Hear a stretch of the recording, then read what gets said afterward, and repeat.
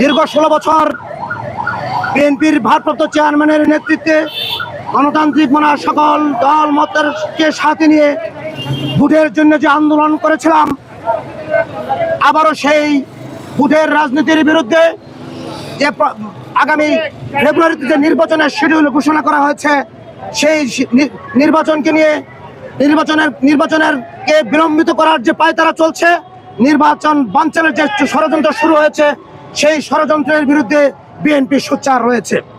আমরা জনগণকে আশ্বস্ত করতে চাই, জনগণের পাশে থেকে বলতে চাই, যারা ষড়যন্ত্র করুক, সমস্ত ষড়যন্ত্রের বেড়াজাল ছিন্ন করে আগামী ফেব্রুয়ারিতে নির্ধারিত শিডিউলে নির্বাচিত অনুষ্ঠিত হবে। প্রতিটি মানুষ তার ভোটের মাধ্যমে তার জনপ্রতিনিধি সে নির্বাচিত করবে, সে প্রত্যয় ব্যক্ত করছে আজকের এই গণসংযোগ থেকে। ছাত্র সংসদগুলির সাথে জাতীয় নির্বাচনের কোনো সম্পর্ক নেই।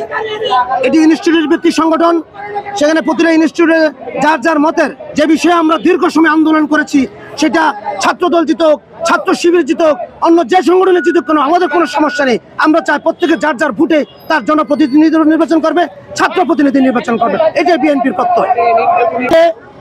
অনুষ্ঠানটি হয়েছে গণসংযোগ।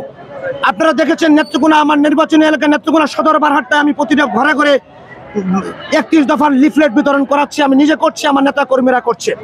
কিন্তু ষড়যন্ত্র, নির্বাচনের যে ষড়যন্ত্র, এই ষড়যন্ত্র প্রতিহত করার জন্য, জনগণকে আশ্বস্ত করার জন্য আজকে আমাদের এই গণসংযোগ।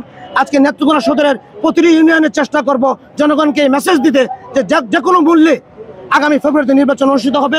কোনো ষড়যন্ত্রেই রুখতে